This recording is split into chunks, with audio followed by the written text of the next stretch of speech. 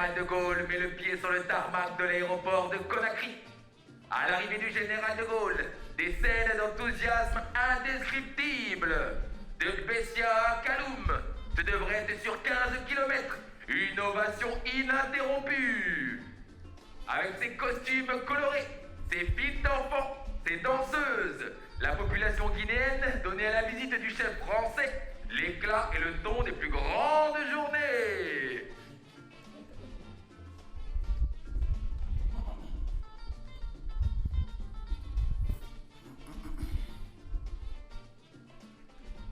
Monsieur le Président, vous venez en Afrique, précédé du double privilège d'appartenir à une légende glorieuse qui magnifie la victoire de la liberté sur l'asservissement et d'être le premier chef du gouvernement de la République française à fouler le sol de la Guinée. Nous avons, quant à nous, un premier et indispensable besoin, celui de notre dignité. Or, il n'y a pas de dignité sans liberté. Car tout assujettissement, toute contrainte imposée et subie dégrade celui sur qui elle pèse, lui retire une part de sa qualité d'homme et en fait arbitrairement un être inférieur. Nous préférons la pauvreté dans la liberté à la richesse dans l'esclavage.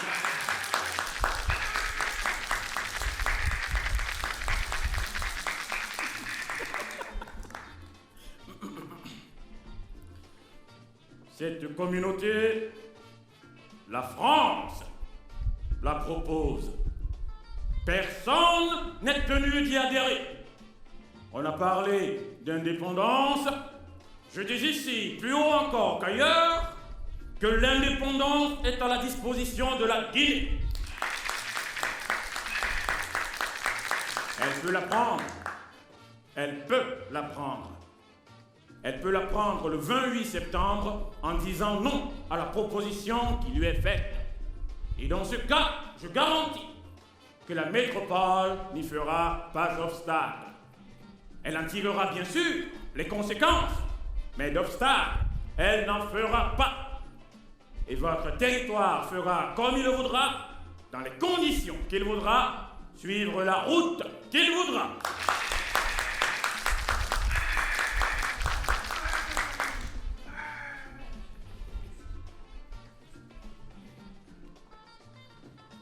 Et c'est la voix de la Révolution, radiodiffusion de la République de Guinée, émettant de Conakry sur l'ensemble de son réseau.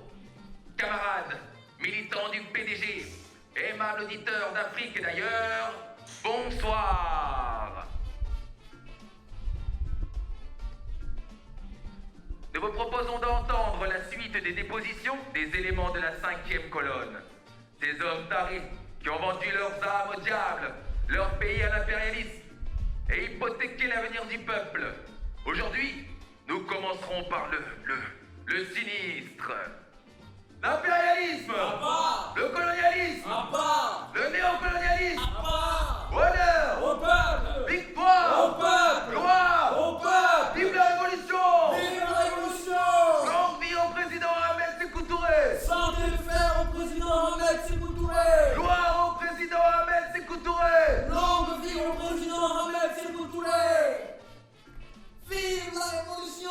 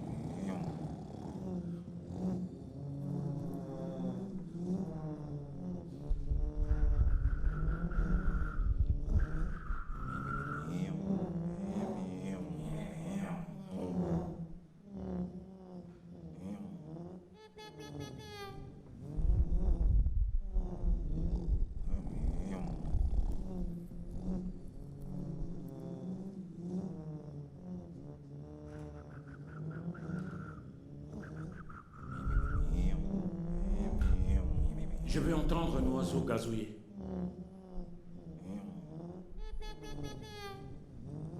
Je veux entendre un coq chanter. Je veux entendre un chien aboyer. Je veux entendre un chat miauler. Je veux entendre autre chose. N'importe quoi. Qu'importe. Marre de ces mélodies enivrantes de moteur. 17h, 18h, 19h. Je ne compte plus les heures. La nuit encercle la presqu'île. La nuit lui passe son nœud coulant à la gorge et tire. Il fait presque nuit. Bientôt nuit. Tout autour, la mer. La mer en extase. La mer en extase qui danse. Rythme effréné des flots. Les vagues en érection viennent se frotter contre les rochers, explosent leurs désirs, assouvissent leur orgasme. Bruit des ébats. Les ébats bruyants des côtes se mêlent à la cacophonie de la circulation, à la cadence frénétique du trafic. Le ventre de la ville gargouille, gargouille, gargouille. 2 Kaloum vers kilomètre 36. Mouvement endiablé des piétons. Entre les voitures, ça s'agite, ça court pour s'agripper à une portière. Ça se bouscule pour une place, ça s'engueule. Forcément, parce que l'impatience, la fatigue, l'énervement, les insultes, interminables embouteillages, Conakry qui bruissent. Devant moi, derrière moi, à ma droite, à ma gauche, de ce côté-ci, de l'autre côté, là-bas, même au-delà, là-bas. J'entends le bavardage de la rue qui rit, la rue qui crie, la rue qui chante, la rue qui babille, la rue qui caquette, la rue qui ressasse, la rue qui ratote, la rue qui... Gonflement des moteurs, pain des pots d'échappement, pneus sur le bitume, pieds sur l'accélérateur, frein qui grince, frein qui craque, frein qui cuine, les baroufs des passants. Goyaye, Tokale, Kinex. Les tohu-bohu des vendeurs ambulants.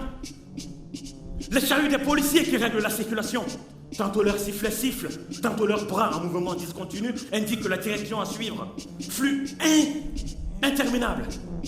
Ça et là, des taxis en jaune s'arrêtent pour prendre un passager, pour déposer un passager. Et puis les signes de main, la main qu'on agite pour indiquer l'itinéraire. Les clameurs des apprentis, les appels assourdissants des chauffeurs, la folle bousculade des passagers, les claquements des portières, la cacophonie des klaxons, clignotant odeur de gazoil, d'essence, d'huile, de graisse. Sur les oreilles de la file, je crie. Mes cris sont avalés par ces cris, personne ne m'entend. Tout est blotti dans l'urgence. L'indifférence, rentrer chez toi, tout de suite, vite, courir, s'embarquer, s'agripper, accélérer.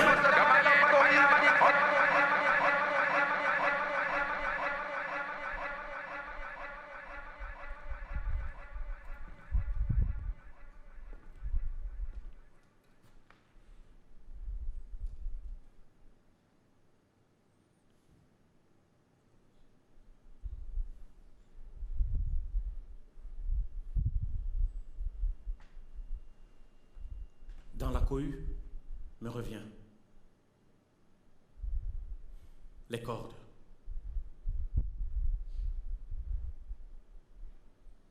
Les pendus.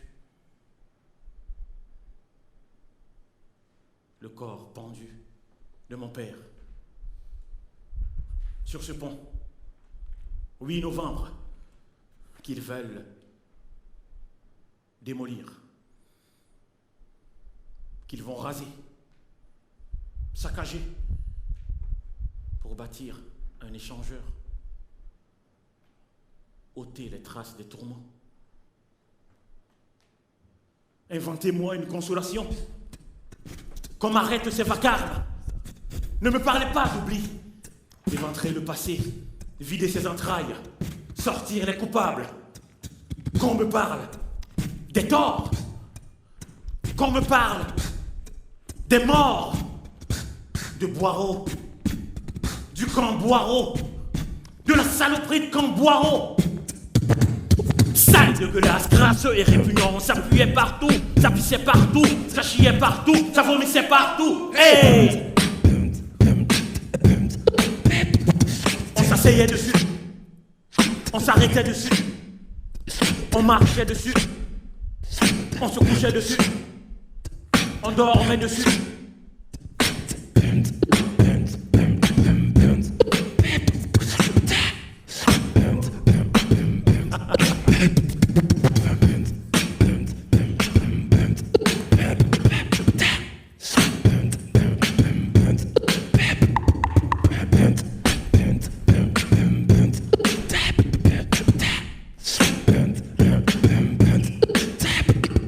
Oubliant le temps, oublié du temps, des heures qui passent, des jours qui passent, quelle année nous sommes, quel mois nous sommes, quelle période du mois, abandonnés dans l'obscurité angoissante de Boireau, Boireau et ses fracas des portes métalliques,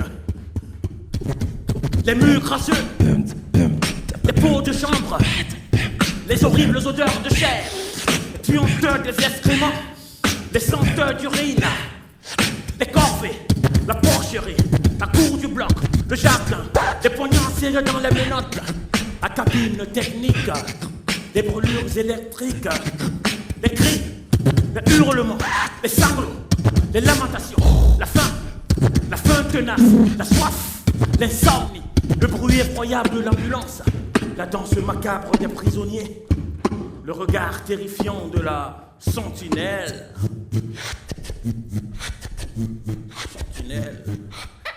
L'impérialisme, Abba, colonialisme, Abba, néocolonialisme, Abba, Abba, Abba, Abba, Abba, Abba, Abba, Abba.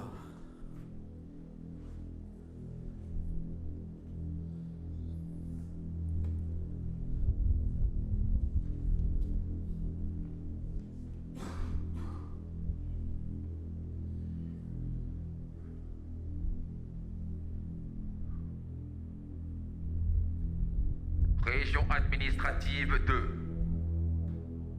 Arrondissement 2. PRCUM Camp Mamadou Boireau. Je sous-signé. Fonction. Certifie avoir reçu la déclaration de naissance de. Nom de l'enfant. Sexe de l'enfant. Nationalité de l'enfant. Père de l'enfant. Âge du père de l'enfant. Mère de l'enfant. Âge de la mère de l'enfant. Profession du père. Domicile des parents. CUM Camp Mamadou Boireau. Nom du déclarant. Lieu de parenté avec le nouveau-né. Père. Domicile du déclarant. CUM Camp Mamadou Boireau. Date de naissance. Lieu de naissance. Rang de naissance. Date de la déclaration. Signature de l'officier. Signature du déclarant.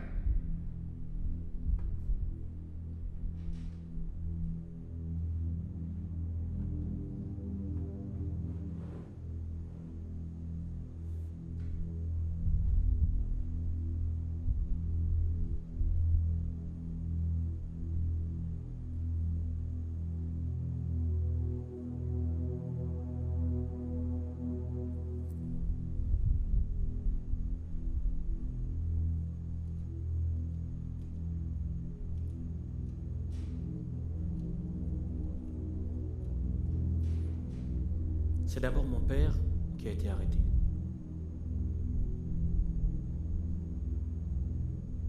Ensuite, ma mère.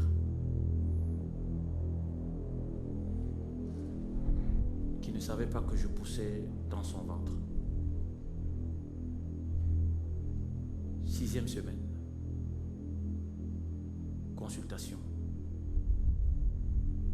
Contrôle rapide de son état. Diagnostic. Vérification de ci, vérification de ça. Elle l'a su. Ma mère.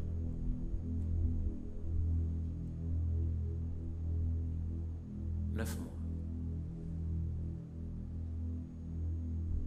9 mois à me porter. 9 mois à me porter dans son ventre, en cellule, dans l'obscurité de sa petite cellule, chaude, sans fenêtre, le ventre gonflé, couché à même le sol. 9 mois créché, niché dans son ventre, je suis né.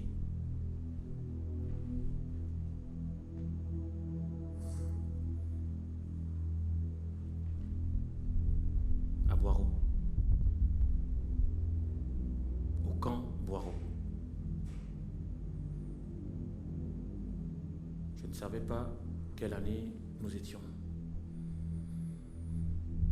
Je ne savais rien des années, rien des mois, rien des jours, rien des heures, rien du temps qui passait.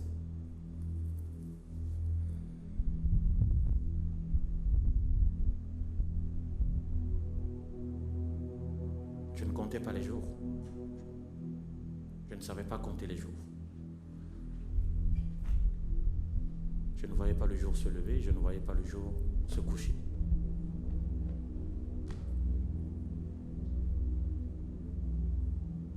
Je me souviens seulement qu'on me sortait quelquefois de ma cellule pour jouer dans la cour. Et là, souvent j'ouvrais grand les yeux au ciel et je laissais les rayons pénétrer dans mes rétines. Et je restais là, un long moment, assis, à observer le soleil.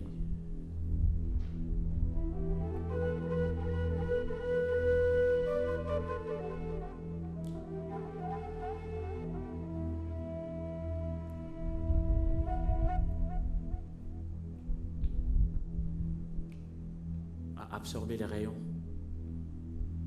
à avaler la lumière.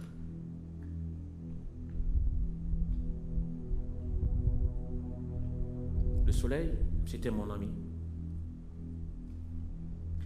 ma consolation, mon compagnon de jeu. Et je jouais, et je sautais, je courais, et je rampais. S'il m'arrivait de toucher une des portes métalliques, une des portes cadenassées des prisonniers, la sentinelle me grondait.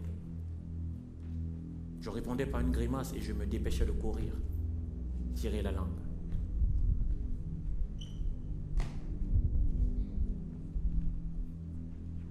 Je n'avais pas peur. C'était un jeu pour moi. On me laissait faire. J'étais un enfant. L'enfant de Boireau. L'enfant de tout le monde.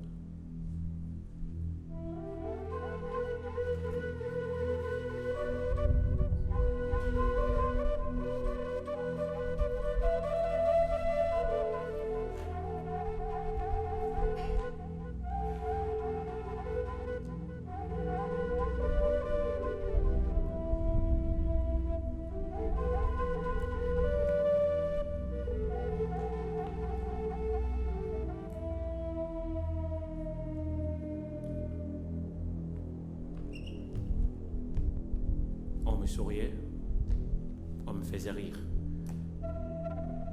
On m'apprenait à lire, on m'apprenait à écrire, on m'apprenait à parler, on m'apprenait la vie, quoi.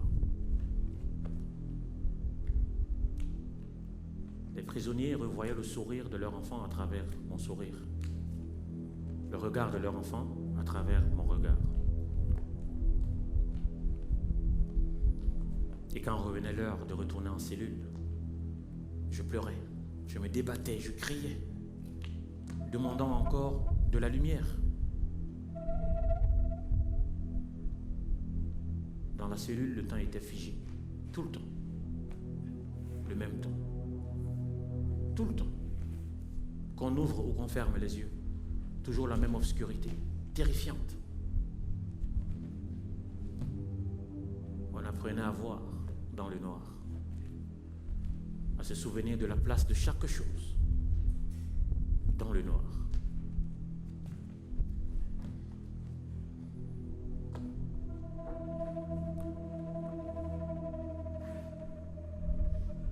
La cellule, c'était ma maison, chez moi. Ailleurs n'existait pas. Ailleurs, c'était ici. Ici, c'était cette obscurité. Ici, c'était les bras de ma mère.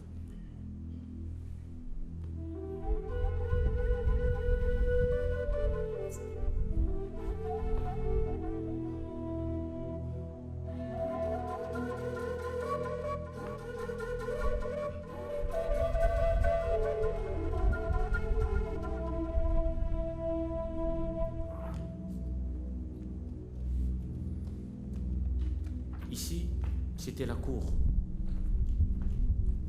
Ici, c'était le bureau de tonton Siak. Ici, c'était les cris des prisonniers. Ici, c'était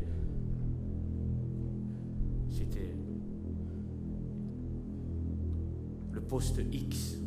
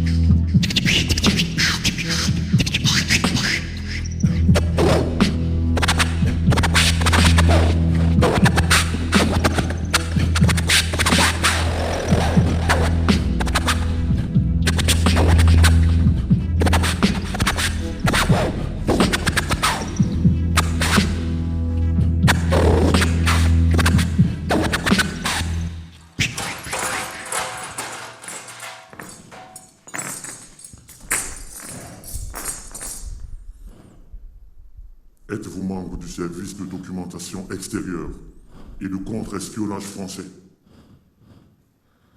Date d'adhésion. Prime d'adhésion. Argument avancé pour avoir votre adhésion. Tâches d'ordre général qui vous ont été assignées depuis votre adhésion. Numéro de compte bancaire ouvert à cet effet. Virement effectué. Circonstance de votre recrutement. Nom de l'intermédiaire. Quand avez-vous adhéré au réseau SS nazi? Par l'intermédiaire de qui? Parlez-nous des appointements, des avantages matériels dont vous avez bénéficié, d'autres avantages proposés, d'autres avantages accordés à vous et à d'autres personnalités membres du réseau. Quels sont les agents du réseau ouest-allemand, du réseau français qui était encore en liberté au moment de votre arrestation? Ceux dont vous êtes certain de l'appartenance au réseau. Ceux dont vous présumez l'appartenance sans en avoir les preuves évidentes. Quand avez-vous été informé de l'organisation et de l'exécution de l'agression du 22 novembre 70? La date à laquelle vous avez été informé de sa préparation. Les dates fixées pour le déclenchement des opérations de débarquement. Les rôles assignés aux différentes unités de la ville en vue du soutien aux éléments débarqués. Pouvez-vous aider la révolution en donnant la liste complète des complices de l'agression du 22 novembre? La liste des différents réseaux que vous connaissez. Quelles sont les implications du Portugal? Quelles sont les implications de la France? Quelles sont les implications des États-Unis? Quand avez-vous été contacté par la CIA? Nom de l'intermédiaire. Indiquez à la Commission l'organisation générale du front intérieur. Indiquez à la Commission les informations récentes sur les futurs plans d'agression. Indiquez à la Commission tous les coups qui ont été préparés par le front et qui n'ont pas pu être exécutés. Indiquez à la Commission tous les membres des différents réseaux qui ont participé à ces événements et qui n'ont pas pu être repérés au moment de votre arrestation.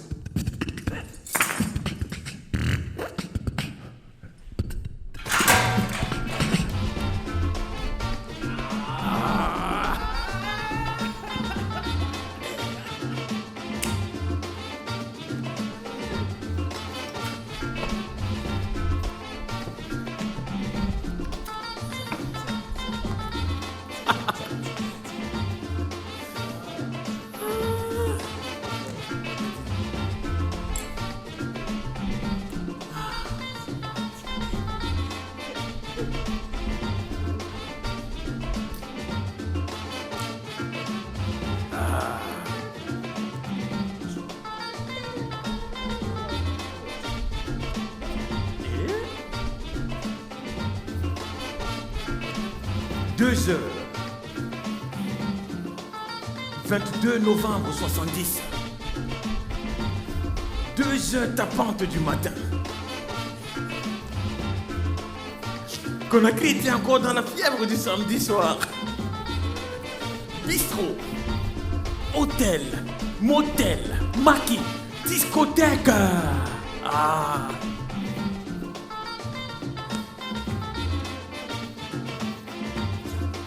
Quand? Coup de feu, arme automatique, gonflement du mortier, éclat d'obus, bazooka, grenade, bruit de brodequin, panique. Les Liberty Ship Transport, Bombarda, Martante, Orion accostent sur Conakry. L'armée portugaise, à bord des péniches, débarque. Direction Boiro. Les Portugais pénètrent dans le bloc, en bloc. Panique. Panique générale. L'obscurité. Quelquefois, des lumières de torche, ici et là. Panique. Les gardes, tirés de leur sommeil, se précipitent. Agitation. Tentative de résistance. Tentative. Affrontement. La sentinelle est vite neutralisée. Anéantie. L'ennemi fonce vers les cellules. Défonce une des portes métalliques. Peur. Incompréhension. Incompréhension. Les prisonniers, par les petits trous de leurs cellules, tentent de voir, discerner des ombres, des pas, Mais que se passe-t-il? Que se passe-t-il? Que se passe-t-il? Que se passe-t-il? Claquement d'une des portes métalliques. Une cellule s'ouvre. Bruit de brodequins sur le ciment. Murmure, murmure, murmure. Les Portugais ramassent leur bonhomme. Ça claque, ça tire, ça court, et puis plus rien. Le silence. Pesant, angoissant.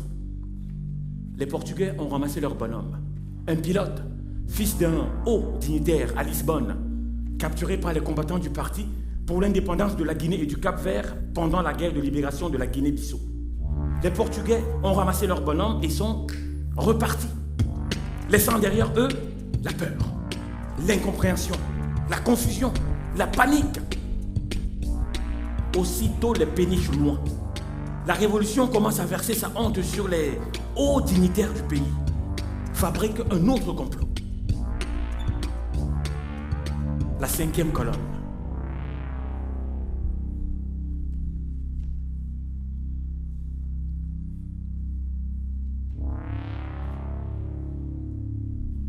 Docteur Cauzel, Émile Cissé en sont les architectes.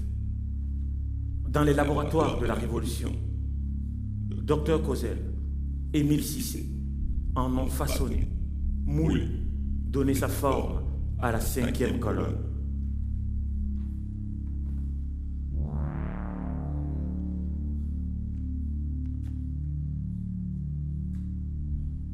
Complot.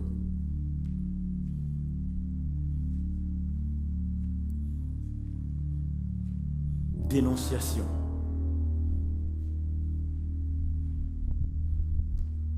Arrestation. Torture. Déposition. Massacre. Pendaison.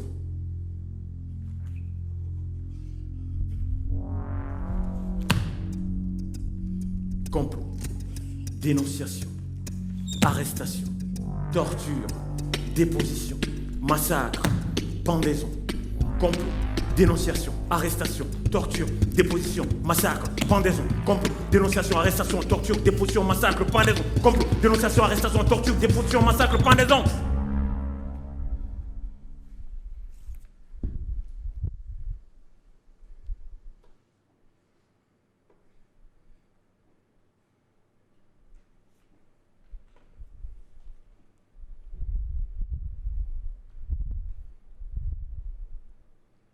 Le 1902. Frère, c'est moi pour t'inviter à nous dire tout ce qui peut aider notre peuple à mieux sauvegarder son indépendance, ses droits souverains. Comment peux-tu préférer les intérêts colonialistes français à ceux de ton pays? Dis-nous donc toute la vérité si tu veux vivre. Vivre désormais au sein de ton peuple. Courage, Ahmed Sékou Touré.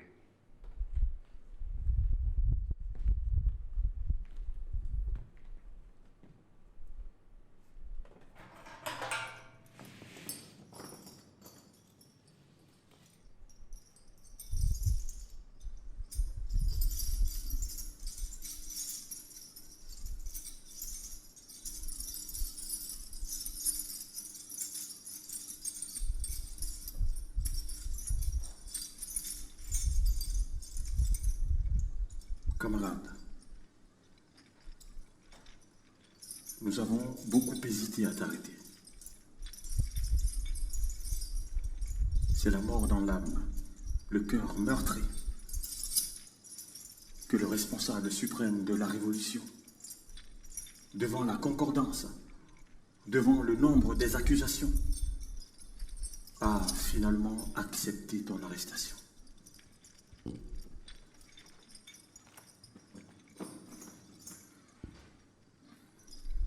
Tu as rendu d'importants services à la Révolution. Tu l'as soutenue, corps et âme. Mais la Révolution se moque de son passé.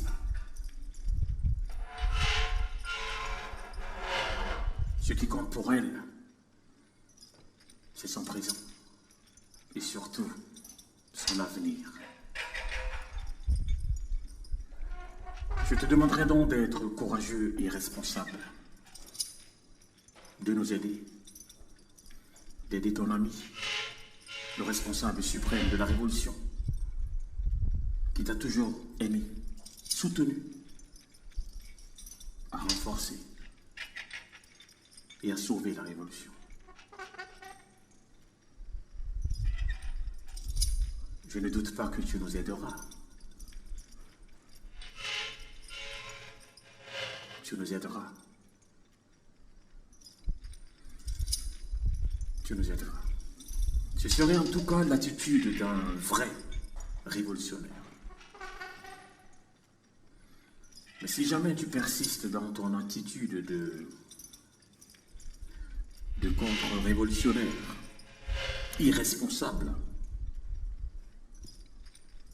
camarade, je dois te prévenir très honnêtement que si nous agissons de manière à convaincre en douceur les traîtres, nous disposons d'autres méthodes plus convaincantes.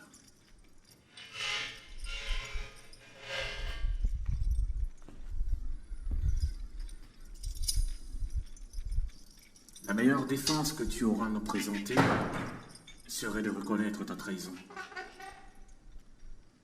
de te décharger la conscience et d'aider la Révolution.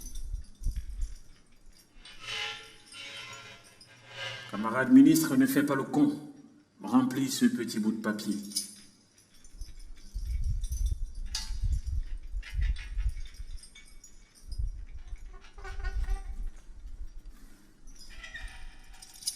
Remplis vite ce petit bout de papier. Ce n'est pas grand-chose. Tu refuses? Tu danseras avant de tout avouer.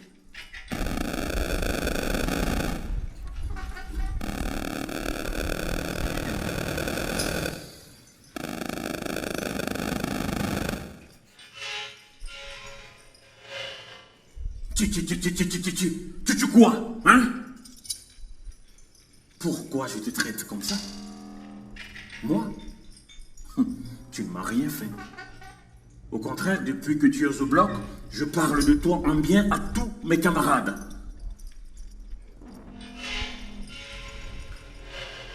C'est toi qui as fait le con. Alors? Oui, nous t'écoutons.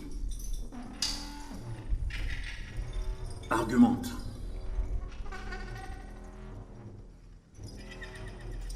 Argumente.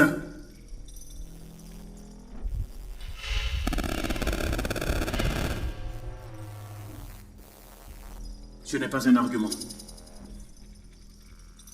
Argumente. C'est tous tes arguments. Je n'en doute pas. Seulement ici, tous ceux qui rentrent ici sont nécessairement coupables. Alors, tu n'as pas tout dit. Ça ne suffit pas. Et parce que ça manque d'arguments. Oui, maintenant argumente. Non, tu ne te rappelles de rien? Je n'ai pas bien entendu. C'est-à-dire... C'est moi qui pose des questions ici. Oui? Oui? Tu te souviens que? Il y avait qui? Les circonstances exactes. Il y avait qui d'autre? Je veux des noms. Argumente. Donne-moi des noms. Donne-moi des noms. Argumente. Mais argumente. Mais argumente. L'impérialisme à bas. Le colonialisme à bas. Le néocolonialisme à bas. Honneur aux traîtres. Mort aux pendus. À la potence des charognes.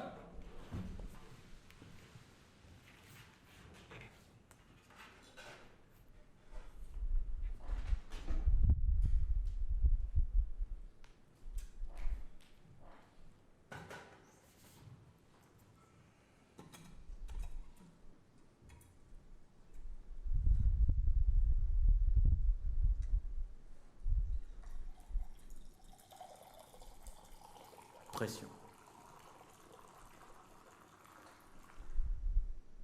Pression.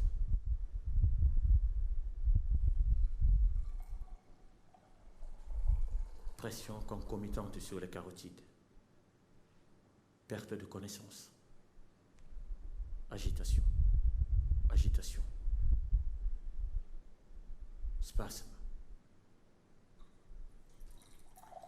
Compression des veines jugulaires.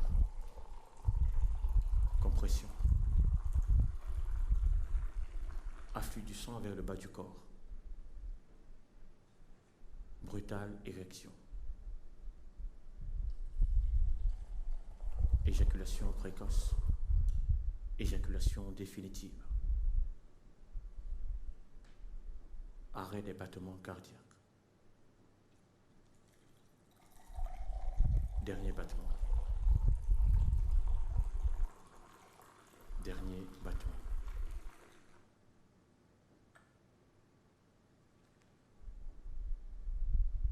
Je n'avais pas pleuré.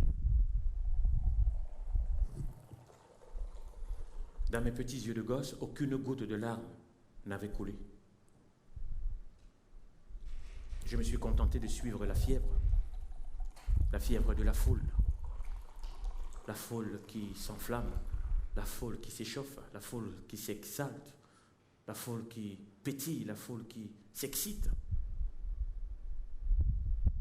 En regardant les cadavres,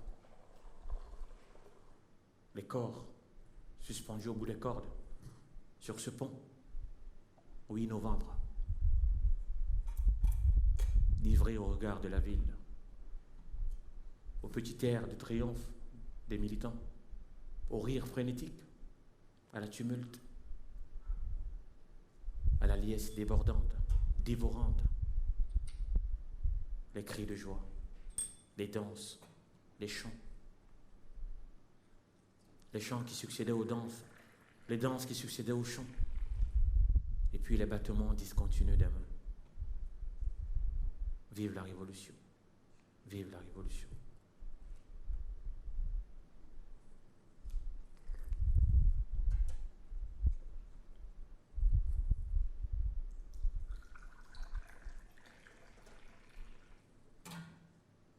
Je ne sais plus exactement quel âge j'avais.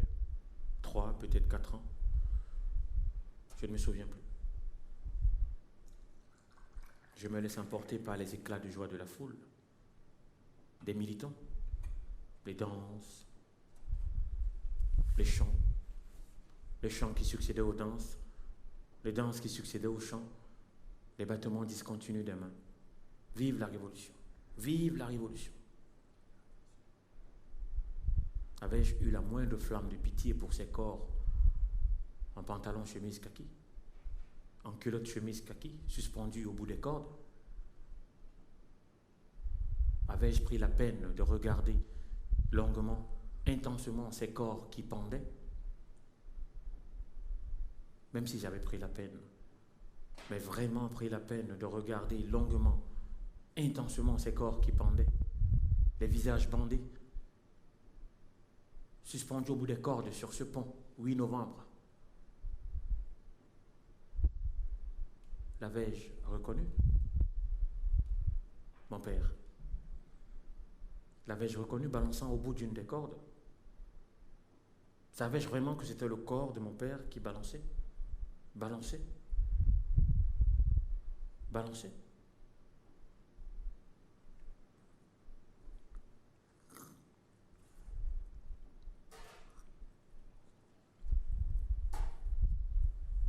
Mon père n'était plus reconnaissable. Je voyais que le bout de ses pieds, le cou, le reste du corps englouti dans du pantalon chemise kaki pour cacher les traces de torture sur le corps. Et puis on battait des mains, encore, encore et encore. Vive la Révolution! Vive la Révolution! Vive la Révolution! Est-ce que je me rendais compte que je chantais? Je ne sais même plus si je chantais face au cadavre de mon père. Est-ce que je me rendais compte que je dansais? Je ne sais même plus si je dansais devant le corps de mon père.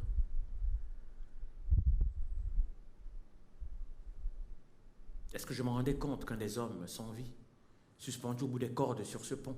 C'était mon père.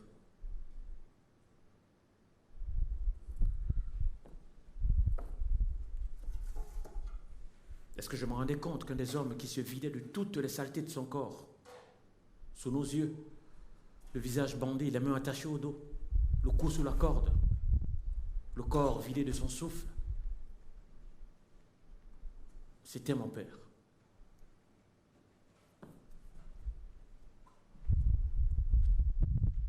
Me rendais-je compte?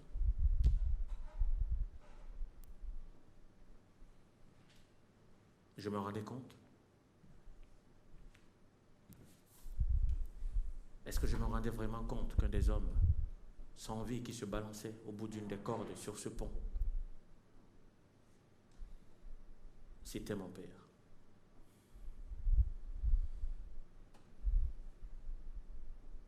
Est-ce que je me rendais compte?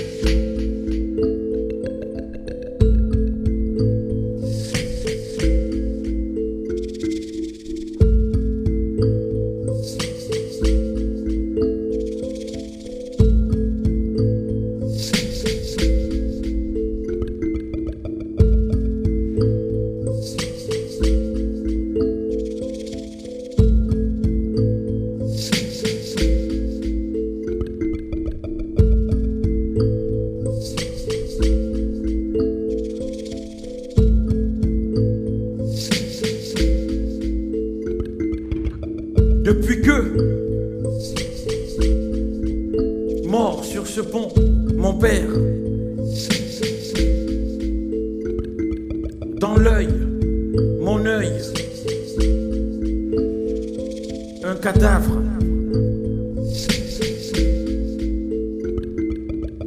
petit, tout petit, depuis tout petit, à 3, 4 ou 5 ans, dans l'œil, je porte un cadavre dans l'œil. Je porte un cadavre dans mon œil. Ça paraît bizarre, oui, ça peut certainement paraître bizarre. Dieu le dire, vous le dire comme ça, debout sous ce pont. Je porte un cadavre dans l'œil. Je porte un cadavre dans mon œil. Petit, tout petit, depuis tout petit. Je porte un cadavre dans l'œil. Me suit ce cadavre partout, me suit. Veut plus se détacher de mon œil, s'en aller, disparaître pour de bon. S'accroche. Suffit que je descende les paupières, juste que je ferme l'œil. Juste. Je le vois, il me guette, ce cadavre. Je le vois, il me guette, le cadavre. Père, mon père, son image sur ce pont. Et le corps, son corps sans vie, suspendu sur ce pont. Sont visibles encore les traces des cordes sur le béton. Y'a qu'à lever la tête, juste qu'à lever la tête vers le pont, on le voit. Y'a qu'à lever la tête, juste qu'à lever la tête vers le pont, on le voit. Depuis le jour où mon prix de boireau m'arrachait à ma mère, m'a mené ici, sous ce pont, au milieu de la foule en extase, pour voir le corps de mon père pendu, suspendu sur ce pont. J'ai commencé à avoir ce cadavre, son cadavre, dans l'œil.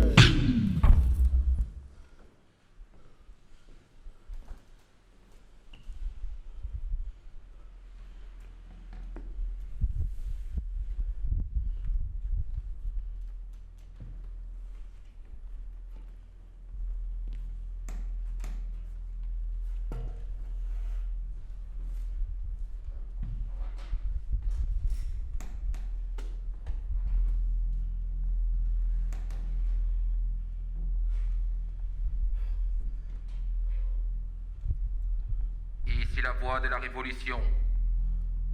Radiodiffusion de la République 2. Émettant 2. Sur l'ensemble de son réseau. Camarades, camarades militants du. Aimables auditeurs d'Afrique, aimables auditeurs d'ailleurs, aimables auditeurs, bonsoir. Nous vous proposons d'entendre la suite des dépositions des éléments de la 5e colonne. Ces hommes infects, immondes, infâmes, qui ont vendu leurs âmes au diable, leur pays à l'impérialisme. Ces traîtres, ces lâches, ces hypocrites qui ont hypothéqué l'avenir du peuple. Aujourd'hui, nous allons entendre le funeste, l'atroce, l'affreux, l'abominable, l'ignoble, l'inégalable, le détestable, l'innommable.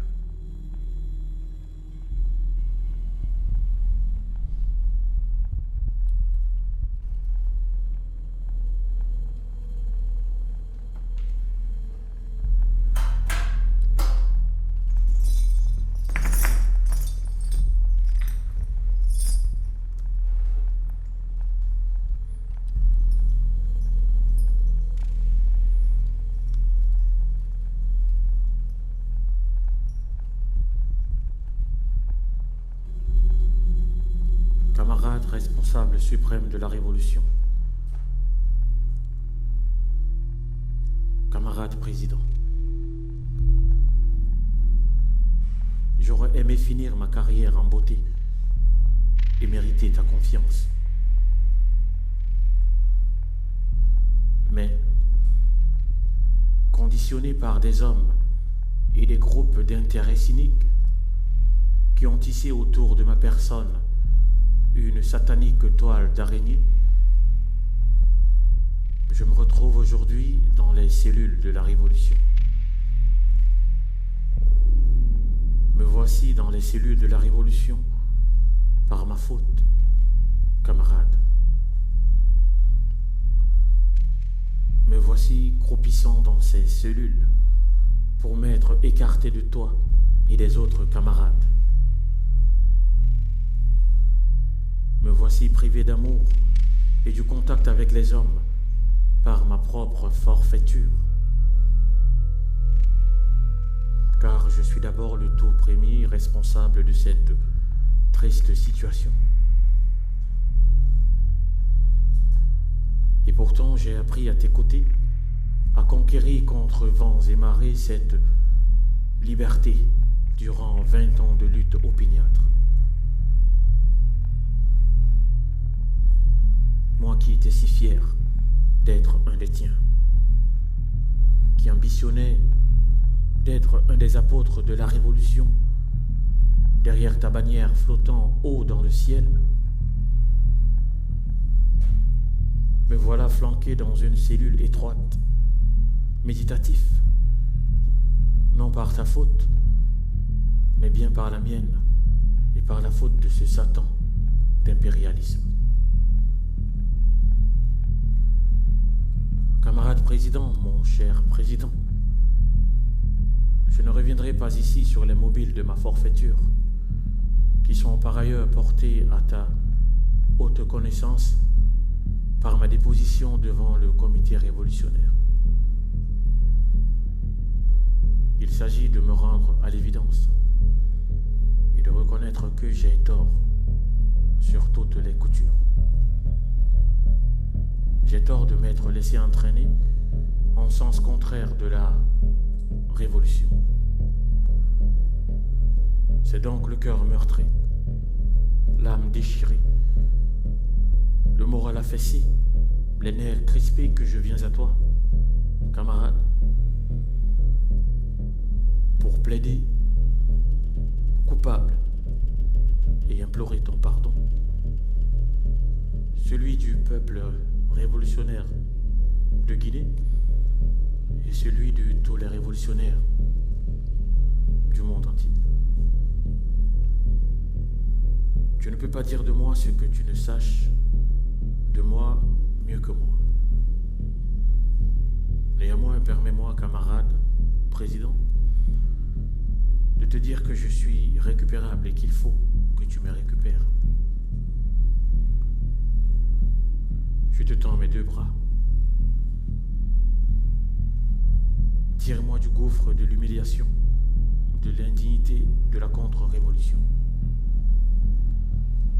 Je sais compter sur ton habituelle et universelle bonté de père de famille, qui sait pardonner à ses enfants et leur donner une chance de se refaire. Tu es tout pour moi, mon cher camarade président. Je te dois tout.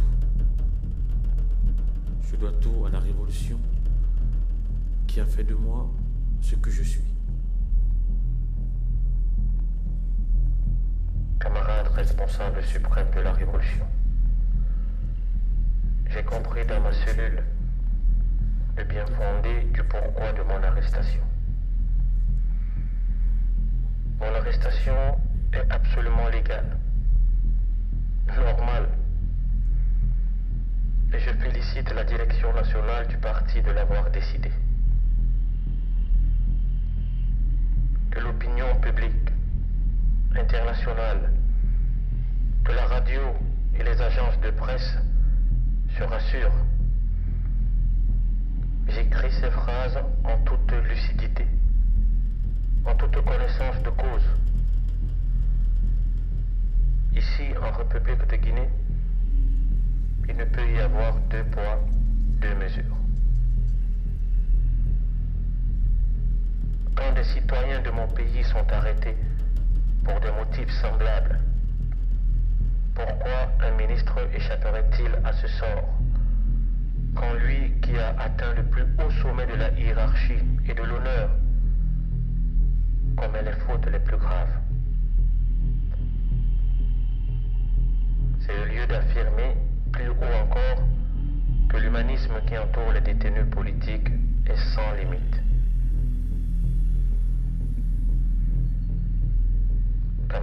président, camarade secrétaire général, j'ai trahi l'idéal de mon parti en m'étant laissé prendre dans les filets du front anti-guinéen. J'ai également trahi un partisan avec le réseau SS nazi et le réseau français.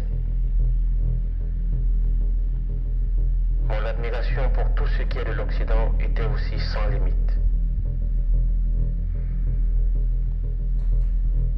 Camarade secrétaire général du Parti démocratique de Guinée, camarade président, j'ai fauté, il n'y a pas à commenter. À toi de mesurer ma honte. À toi de mesurer ma détresse. Camarade secrétaire général du Parti démocratique de Guinée, voici venue l'heure la plus dramatique de ma vie. Le choix entre une simple demande de clémence ou le courage de réclamer au peuple un châtiment à la mesure de ma trahison.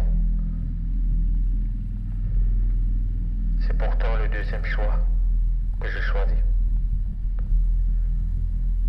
Car ce n'est pas toi seul, camarade président, qui a été trahi, trompé.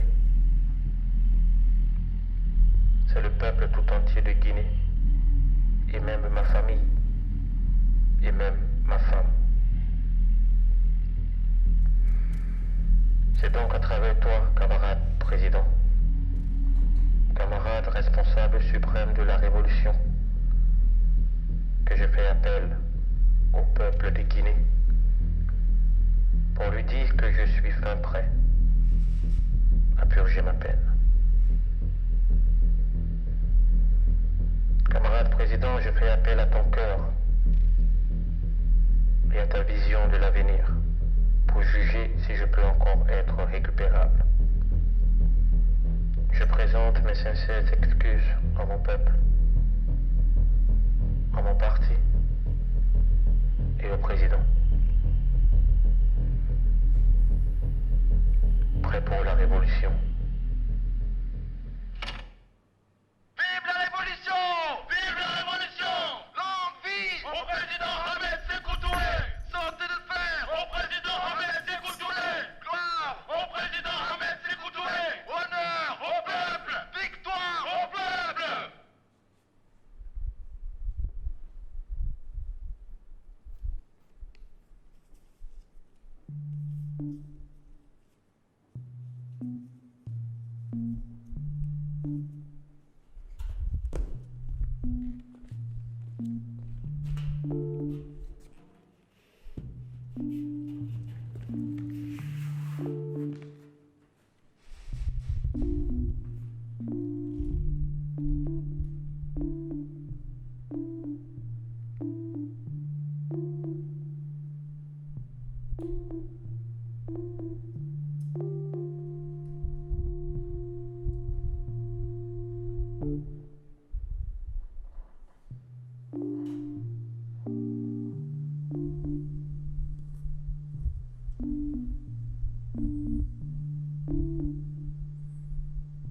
Après la célébration, la désolation.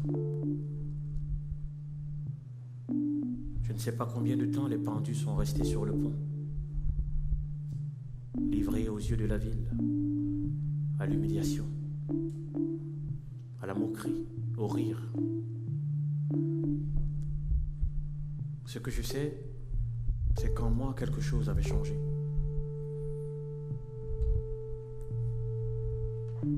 La joie avait fait place à l'incompréhension,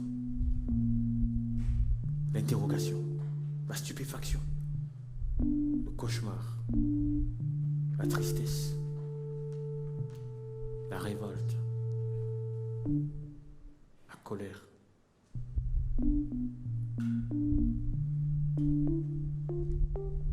Les images des pendus défilaient en vain dans ma petite tête. La fibre de l'innocence s'était fendue. J'avais commencé à me poser des questions. Moi qui ne me posais jamais de questions. répétait mes questions. Elle me parlait tout le temps de grand-père son père, de grand-mère sa mère.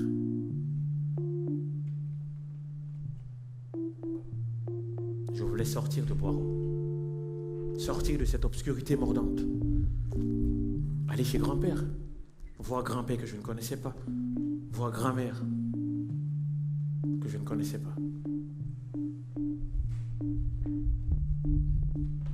Je ne me sentais plus chez moi à Boireau. Je voulais défoncer les portes métalliques,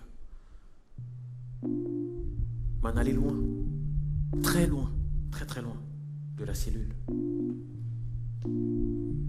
Je suis allé voir tonton Siaka dans son bureau. Il me dit: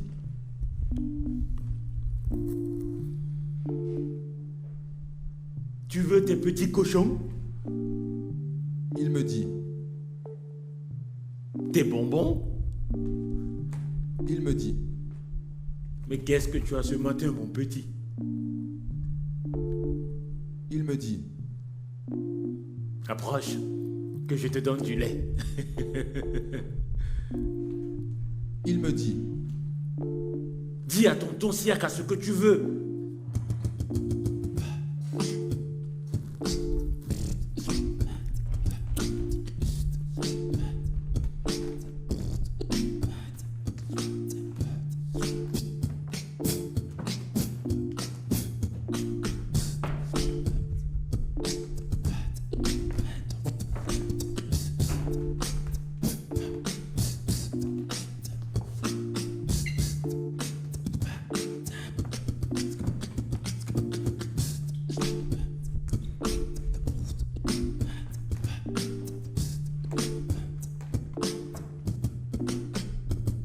Je sais plus si j'avais dit, Je veux sortir. ou Maman veut sortir. plutôt. On veut rentrer à la maison. En tout cas, il me semble qu'il avait dit. C'est ta maman qui t'a dit de venir me dire ça? Hein? Et que moi, je lui avais dit. Je veux que tu le laisses sortir. Et qu'il m'avait ensuite dit. Où veux-tu aller? Et que je lui avais ensuite dit. Je veux sortir. Je ne sais plus exactement s'il avait dit. Ce n'est pas moi qui peux vous laisser sortir. Mais je me rappelle exactement lui avoir dit. Qui peut nous laisser sortir? Et lui de me dire. Sékou Touré. Et moi de demander. Qui est Sékou Touré? Et lui de dire. Le chef. À nous tous. Et moi de dire. Va dire à Sékou Touré, le chef à nous tous, de nous laisser sortir. Et lui de dire. Je ne peux pas dire ça au chef, mon petit. Et moi de dire. Je veux sortir. Et lui de dire. Ça ne te plaît plus de voir tonton Siaka, hein? Et moi de dire. Va dire à Sékou Touré que je veux sortir avec maman.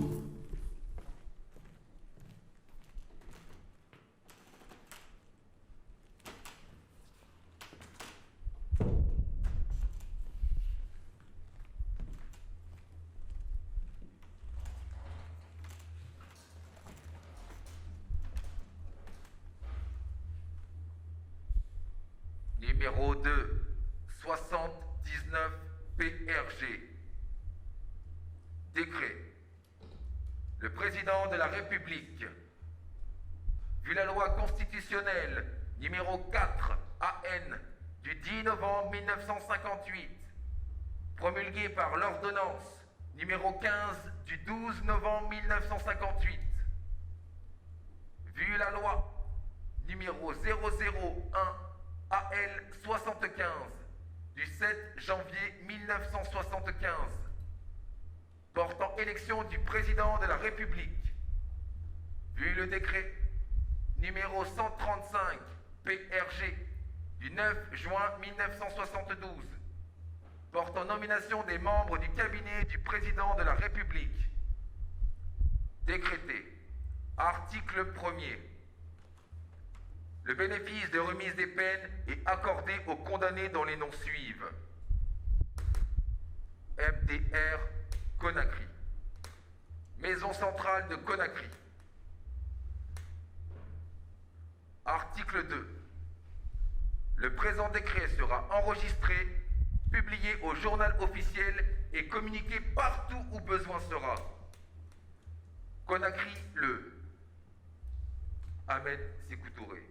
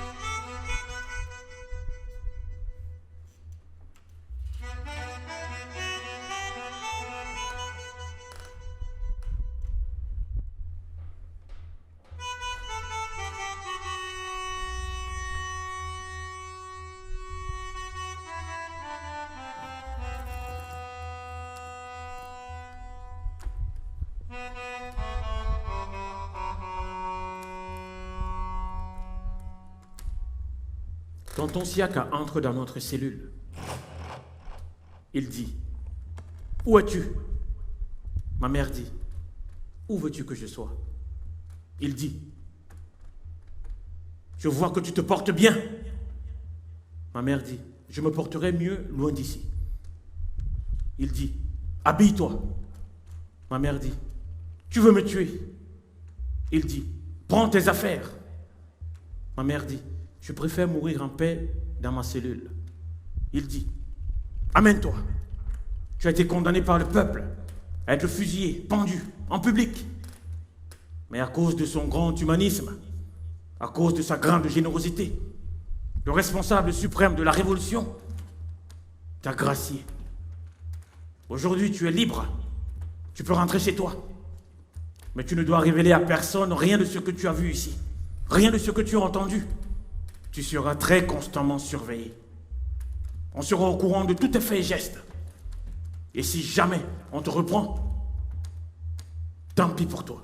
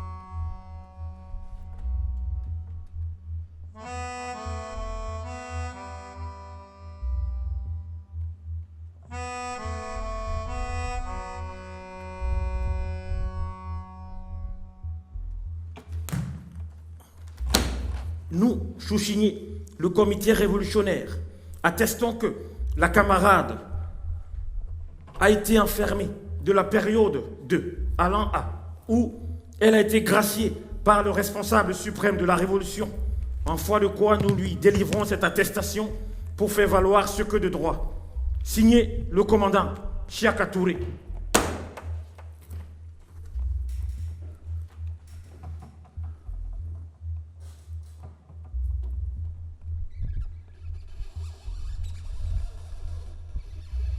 Il est minuit 10.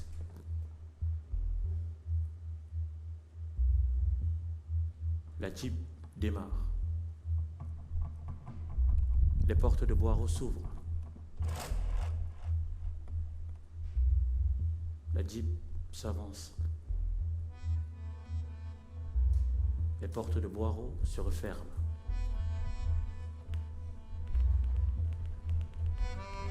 La Jeep s'enfonce dans la ville.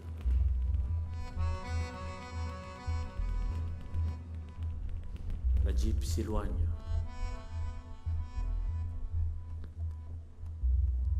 Une nouvelle bataille commence maintenant, pour moi. Il va falloir naître de nouveau. Sortir de son silence. Sortir de sa solitude. Se tordre le cerveau. Se débarrasser de la crasse de l'enfermement imprimée dans l'inconscient.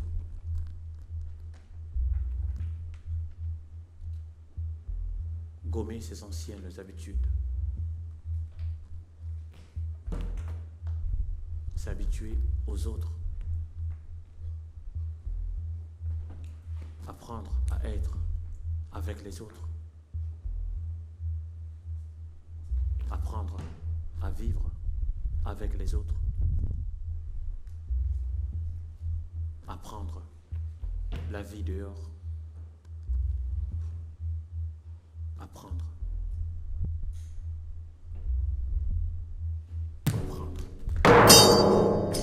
Tout paraissait si calme, silencieux. Ça approche. Ça approche. Ne fait plus qu'approcher. Le bulldozer s'avance, lourd, imposant, bruyant. Qu'une question de minutes. Peut-être même d'un moment à l'autre va s'écraser. Il va s'écraser. Ils vont l'écraser. Et le béton sur mon crâne. Vibration, vibration, vibration. Dans mes veines, cette haine qui monte, monte, monte et me rappelle les graissements des portes métalliques à l'heure du repas, le bruit des assiettes métalliques sur le sol, le concert de bruit des portes que l'on referme, le balai macabre de l'ambulance, les corvées de bois pour la cuisine, le balai des pas entre les planches, le balancement des arrosoirs, le bruit de l'eau nourricière sur les planches, le sol cimenté et rugueux où reposaient nos corps, les lits picots pour les plus chanceux, la porcherie, le jardin, la culotte chemise bleue, le martèlement de l'eau de pluie sur les tôles ondulées, les hurlements des prisonniers, les exécutions, des pendus, noyés, torturés, fusillés. Ma langue se tord, je retiens mes larmes. La machine avance, le diable est dans chacun de ses pas. On a humilié les morts, on veut jeter leur mémoire dans les flammes de l'oubli, oubliant que ce n'est pas la mort qui tue, mais l'oubli. Assez de ces bruits assourdissants du bulldozer. J'ai envie de le mordre, le prendre, le griffer, étancher ma rage contre sa carcasse. Pulsation, pulsation, pulsation. Que le bulldozer vagabonde sur mon corps. Que le béton s'abatte sur mon crâne. Que mon corps devienne pâte d'arachide. Le bulldozer enfonce ses mâchoires sur le ventre du pont et secoue. Chaque secoue, c'est une lame qui déchire la mémoire et enfonce les morts dans les catacombes de l'oubli. Vibration, vibration, vibration. Le vacarme m'épuise, je perds conscience, j'ai confiance. Le bulldozer ouvre sa gueule, je vois vibrer ses mâchoires. Sous mes pieds, des grincements, le ciment qui lâche, le fer qui se fracasse. Je prends de l'élan, je m'avance, j'attrape la gueule de la bête, je me lance. Elle écarte ses mâchoires, je vais finir broyé dans sa fureur qu'elle dompte dans mes reins. Je ne reconnais plus mon corps, le bulldozer gueule, gueule, gronde, grogne, gueule, gueule, gronde, grogne, gueule, gronde, gronde, gronde, gueule, gronde, gueule, gueule, gueule, gronde, grogne, gueule, gueule, gueule, gueule, gronde, gronde, gueule, gueule, et puis dévore saccage, ravage, dévore, saccage, ravage, dévore, saccage, dévore, ravage, perce, transperce, dévaste, défonce, éventre, étripe, vibration continue, du pont, de moi, debout, ça ne tient plus le pont, je vois le béton qui lâche, ne cesse de lâcher, ça tremble, ça frémit, les blocs de béton qui lâchent, le pont ne tient plus,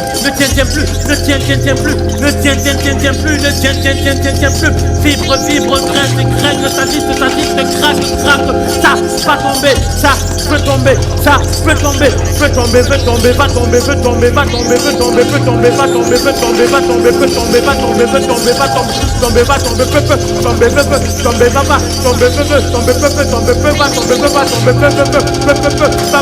s'écrouler, s'écraser, s'effondrer, s'écrouler, s'écraser, s'effondrer, s'écrouler, s'écraser, s'effondrer, s'écrouler, s'écraser, s'effondrer, s'écraser, s'effondrer, ça s'effondre, ça s'écroule, ça s'écrase, s'écroule, s'effondre, s'écrase, s'écroule, s'effondre, s'écrase, s'écroule, s'effondre, s'écroule, s'effondre. Monsieur le Président, vous venez en Afrique précéder du double privilège d'appartenir à une légende glorieuse qui magnifie la victoire de la liberté sur l'asservissement et d'être le premier chef du gouvernement de la République française à fouler le sol de la Guinée. Nous avons quand même un premier et indispensable besoin, celui de notre dignité.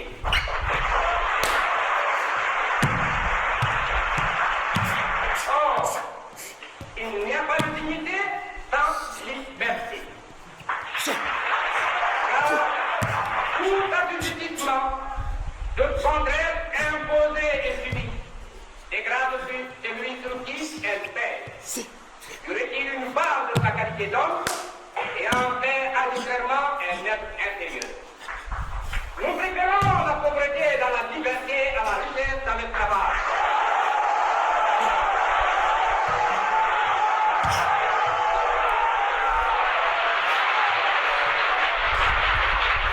Cette communauté, la France la propose. Personne n'est tenu d'y adhérer. On a parlé d'indépendance. Je dis ici plus haut encore qu'ailleurs que l'indépendance est à la disposition de la Guinée.